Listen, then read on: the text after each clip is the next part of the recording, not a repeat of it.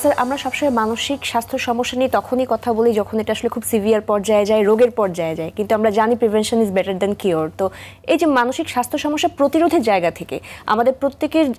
যা যা জায়গা থেকে আমরা কি কি প্রতিরোধ ব্যবস্থামূলক কার্যক্রম নিতে পারি? এটা আসলে আমরা যদি মানসিক স্বাস্থ্য সমস্যাকে সত্যিকার অর্থে অ্যাড্রেস করতে চাই তাহলে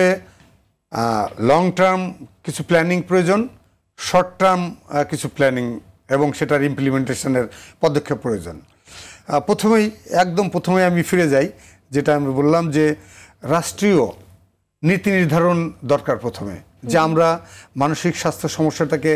অ্যাড্রেস করতে চাই কিনা, এবং যদি চাই তাহলে আমরা এটার হলিস্টিক একটা কর্মসূচি কিভাবে আমরা নিব, পরিকল্পনাটা কি হবে, সেটা ফেজ ওয়াইজ কিভাবে বাস্তবায়ন করব, সেই পরিকল্পনাটা প্রয়োজন প্রথমত। এবং এই পরিকল্পনার অংশ হিসাবেই শিক্ষা ব্যবস্থায় স্কুল কলেজের কারিকুলাম, সিলেবাস, এই ক্ষেত্রে মানসিক স্বাস্থ্য সমস্যা এবং সাইকোলজি এটাকে ইন্ট্রোডিউস করতে হবে ওখানে, এবং সেটাকে কার্যকর করার জন্য যা যা ব্যবস্থা শিক্ষা ব্যবস্থার মধ্যে শিক্ষক নিয়োগ, পদ সৃষ্টি, এটার মনিটরিং হচ্ছে কিনা, এই ব্যবস্থাটা যেমন প্রয়োজন, পাশাপাশি ইউনিভার্সিটি লেভেলে কলেজেস বা ইউনিভার্সিটিতে যে সাইকোলজি কোর্স পড়ানো হচ্ছে এখানে সিলেবাসটাও একটু চেঞ্জ করার প্রয়োজন আছে, যেন তারা এই সম্পর্কে ওরিয়েন্টেড হয়, এবং যখন তারা বেরিয়ে আসবে তারপরে তাদেরকে ফার্দার ট্রেনিং দিয়ে আমরা সোসাইটিতে মানসিক স্বাস্থ্য সেবা দেওয়ার জন্য ছেড়ে দিতে তখন পারি, তখন তারা ইন্ডিপেন্ডেন্টলি এই কাজটি করতে পারবে এবং অনেক মানুষকে সাহায্যের আওতায়ও নিয়ে আসতে পারবে। স্যার আমরা অনুষ্ঠানের অনেকটুকু শেষ পর্যায়ে আসছি, আমরা যদি একটু জানতে চাই যে থেরাপিস্ট বা কাউন্সিলররা নিজের মানসিক স্বাস্থ্য রক্ষায় কোন ধরনের সেলফ কেয়ার পদ্ধতি অনুসরণ করতে পারেন? এই ক্ষেত্রে এটা ঠিক যে যিনি স্বাস্থ্যসেবা প্রদান করবেন তিনি যদি নিজেই মানসিকভাবে যথাযথ জায়গায় না থাকেন, সাউন্ড না হন, তাহলে তো তিনি পর্যাপ্ত সেবা বা যথাযথ সেবা দিতে পারবেন না। এই ক্ষেত্রে আমরা বাংলাদেশ সাইকোলজিক্যাল অ্যাসোসিয়েশন একটা উদ্যোগ অটোমেটিক নিয়েছি, সেটা হলো যে আপনি জানেন যে আমাদের দেশে যদি মানসিক স্বাস্থ্যকে সত্যিকার অর্থে অ্যাড্রেস করতে হয় তাহলে সাইকোলজি কাউন্সিল থাকা প্রয়োজন। যে সাইকোলজি আবার আপনি দেখুন যে ডক্টর যারা MBBS পাশ করলেই কিন্তু সে ডাক্তার হয় না, ডিগ্রিটা সে পায় কিন্তু প্র্যাকটিসিং লাইসেন্স সে পায় না, তাকে ইন্টার্ন করতে হয়, তারপরে BMDC থেকে Bangladesh medical and dental council থেকে তাকে লাইসেন্স নিতে হয় বা রেজিস্ট্রেশন নিতে হয়, তখনই সে শুধুমাত্র প্র্যাকটিস করতে পারে। ঠিক আমাদের দেশে আমরা যাদেরকে সাইকোলজিস্ট হিসেবে প্রডিউস করছি বিভিন্ন গুটিগত বিশ্ববিদ্যালয় বা কলেজেস যারা বের হচ্ছে তাদেরকেও কিন্তু আমরা এখনো লাইসেন্সিংয়ের আওতায় আনতে পারিনি। হ্যাঁ, আমরা বাংলাদেশ মনোবিজ্ঞান সমিতি তাদেরকে মেম্বারশিপ দিচ্ছি, তাদেরকে মেম্বারশিপের আওতায় আনছি, কিন্তু তাদেরকে প্র্যাকটিসিং লাইসেন্স কিন্তু আমরা এখনো দিতে পারছি না। আমরা এটা সরকারের সাথে, স্বাস্থ্য মন্ত্রণালয়ের সাথে এটা নিয়ে আমরা বাংলাদেশ মনোবিজ্ঞান সমিতির পক্ষ থেকে অনেকবার কথা বলেছি, এবং একটা পর্যায়ে যে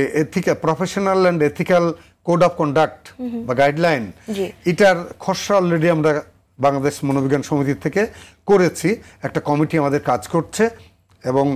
খুব তাড়াতাড়ি আমরা একটা সেমিনারের মাধ্যমে এই খসড়া গাইডলাইনটা ফাইনাল করে স্বাস্থ্য মন্ত্রণালয়ে জমা দেব। তখন হয়তো স্বাস্থ্য মন্ত্রণালয় আবার তার প্রক্রিয়ায় সাইকোলজি কাউন্সিল করার বিষয়ে চিন্তা করবেন। পাশাপাশি এই মানসিক স্বাস্থ্য বা সাইকোলজির বিভিন্ন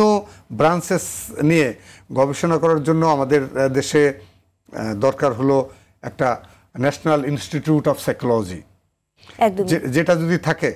এবং এইগুলো করতে গেলে মূলত সরকারের বাজেটারি অ্যালোকেশন যখন করেন তখন শারীরিক স্বাস্থ্যের জন্য যেরকম গুরুত্ব দেওয়া হবে মানসিক স্বাস্থ্যের ক্ষেত্রেও যদি এরকম গুরুত্ব দেওয়া হয় তাহলে এইগুলো বাস্তবায়ন প্রক্রিয়া সম্ভব। একদম স্যার, আমরা যেহেতু একেবারে শেষ পর্যায়ে চলে এসেছি, ছোট্ট করে দর্শকদের উদ্দেশ্যে যদি কিছু বলার থাকে যে মানসিক স্বাস্থ্য সেবার সচেতনতা বিষয়ে আরো কিভাবে নিজেদের মধ্যে কাজ করা যায়। আমি এক্ষেত্রে একটি কথাই বলবো যে শারীরিক স্বাস্থ্যের মতো মানসিক স্বাস্থ্য ঠিক একইভাবে গুরুত্বপূর্ণ, এবং আপনি মাথা ব্যথা হলে যেমন প্যারাসিটামল খাওয়ার জন্য খান বা ডাক্তারের কাছে যান, ঠিক একইভাবে কোনোভাবে যদি আপনি মানসিকভাবে শকড হন, আপনি ডিপ্রেসড হন, বা আপনি অ্যাংজাইটিতে ভোগেন, অথবা আপনি আপনার দৃষ্টিতে যদি মনে হয় যে আমার মনটা খুব খারাপ, তাহলে আমি বলবো যে আপনি দয়া করে এটাকে গোপন না রেখে, ভেতরে না রেখে আপনি এটাকে প্রকাশ করুন, মনোবিজ্ঞানীদের সাহায্য নিন, মানসিক স্বাস্থ্যসেবা যারা প্রদান করছে তাদের সাথে কথা বলুন। দেখবেন তাদের সাথে কথা বললে আপনার এই যে মর্মপীড়া বা মানসিক যন্ত্রণা, এটার থেকে আপনি মুক্তি পেতে পারবেন, বা আপনি আপনার জীবনটাকে সত্যিকার অর্থেই ভালোভাবে গড়ে তুলতে পারবেন। মানসিক স্বাস্থ্য, সুস্থতা যে প্রয়োজন, এই জিনিসটা আপনি তখন উপলব্ধি করতে পারবেন। জি, ধন্যবাদ আপনাকে। অনেক ধন্যবাদ স্যার আপনার মূল্যবান সময়ের জন্য এবং বিশ্লেষণধর্মী আলোচনার জন্য। খুব ভালো থাকবেন।